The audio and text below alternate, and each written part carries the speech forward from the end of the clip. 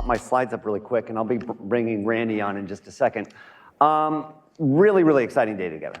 And I want to start out with giving some gratitude and talking about all of the thanks that I have for making this event coming together. First and foremost, thanks to MEF and thanks to my advisors. I mean, all of you that are in the room that helped us pull this together and helped me pull this together personally, I'm very, very grateful for having your contribution to do that. Likewise, thank you to all of the participants that are here, those that are here in person, those that are here online, those that will be here recording the events later. A huge thanks to our sponsors and members. This would not be happening were it not for your contributions and support for the event. And then finally, thanks to Susan, the MF events team. Again, massive amounts of gratitude to pull an event together like this. It's really, really important. Also, a thanks to my family, because I've kind of disappeared for the last 3 months trying to pull this thing together. And then my daughter's around here in the room, back in the corner. She's our professional photographer, and that's Lauren, so be sure to say hi to her too. She's having a fun time joining me here in London this week. A lot of experiences happening in this event today. We have groundbreaking content. We have a live illustrator. We have an interview hub. We have exhibits. We have breakfast breaks and lunch and a cocktail reception later this evening, and then also a shared notes experience. So if you pull out your phone and you scan the QR code, that will bring you to a Google Doc, and you can then be taking notes together about this event so we can all get a collective insight of what we share throughout the rest of the day.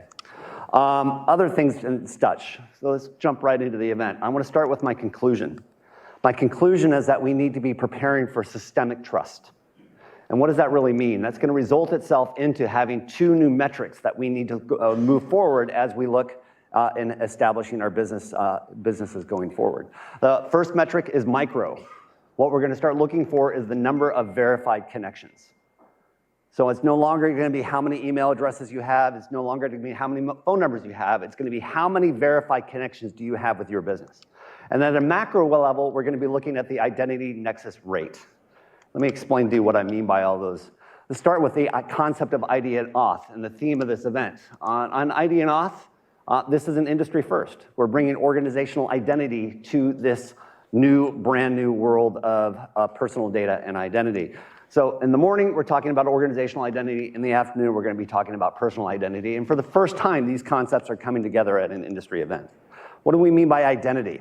Well, with identity, we've got a couple of concepts. We've got this idea of organizational identity. How do we cryptographically verify who an organization is and their delegated authority and the agents that represent them? We'll be talking about that throughout the rest of the day. We'll also be talking about all of the identifiers and all of the elements that help us actually understand who these different entities and agents are representing in an organization, and we'll be discussing what really an individual is. And I think often when we talk about individual, we think about the human being. We also have to realize, as kind of Andrew was just alluding to, individuals are also corporations, individuals are also governments, individuals are also things, and individuals are also our communities.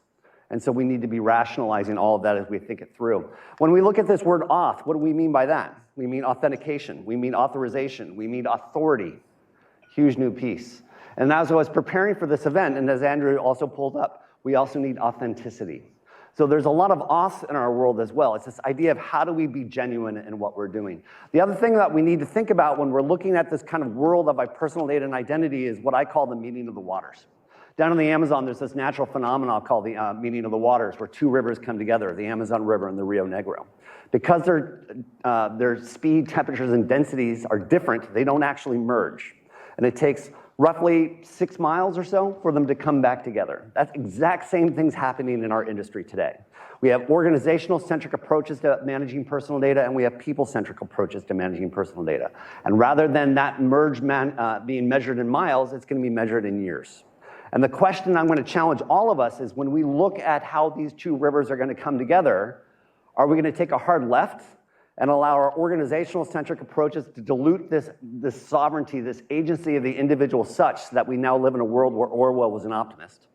Will we take a hard right and try to achieve some state of utopia where everyone has total agency, which I actually think will also be as disabling as if we turn left? Or are we going to try to go down and take a middle path? And let me explain that middle path just briefly. I call this middle path the identity nexus. It's this merging of the individual, the public, and private institutions with the commonality of the social commons. And when all of these pieces come together, that identity nexus, that middle ground is the macro metric that we all need to achieve, strive to achieve. That equilibrium state where the flows of our personal data and identity are actually in balance. If those continue to be out of balance as they are today, we're going to destroy ourselves.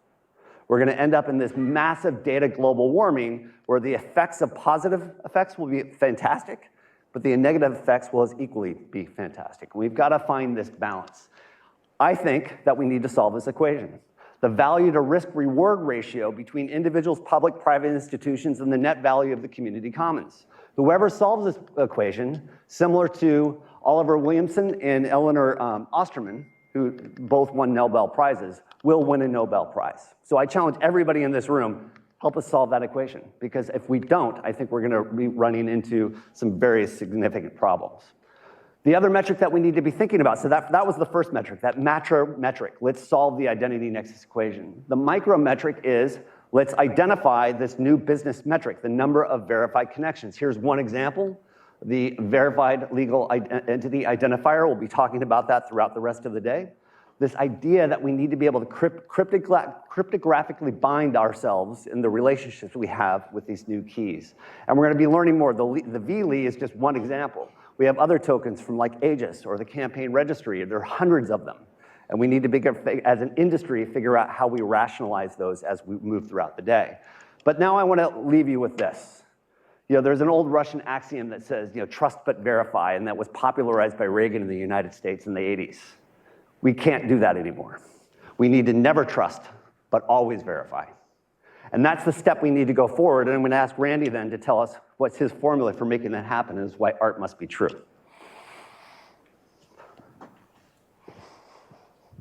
Thank you, Michael. I liked your formula. I have to look at that again. So, trusted communications.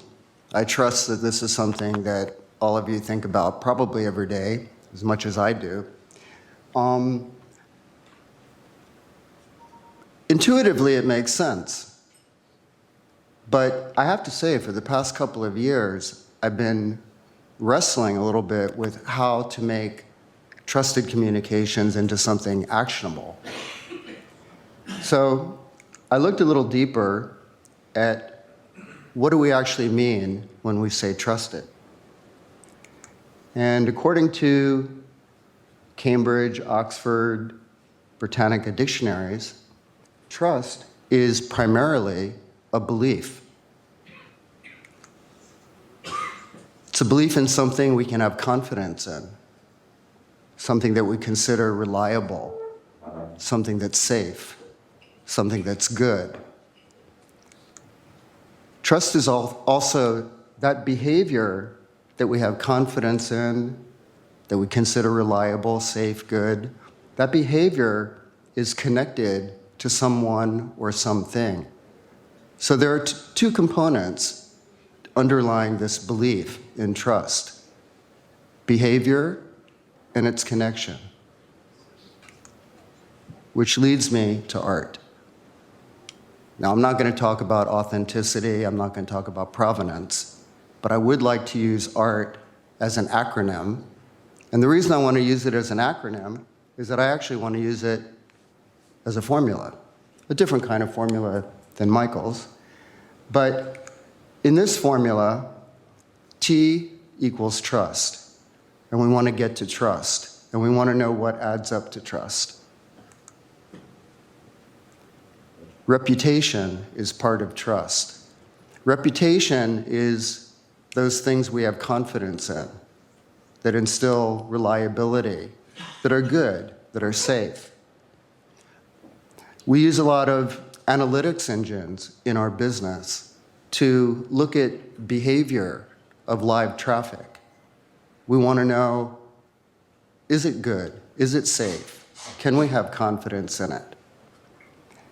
But those analytics engines, just looking at behavior in isolation, don't tell us enough for trust.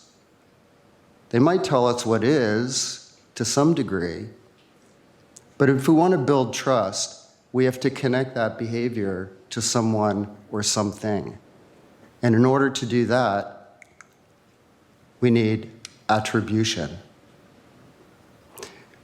Attribution is the ability to connect behavior. And we can't build reputation unless we can connect it to someone or something. Think about that. You need to be able to connect behavior to someone or something in order to really build reputation. Well, how do we get attribution? We get attribution through organizational identity. And you're going to hear a lot about organizational identity this morning, and I hope you enjoy it. Thank you.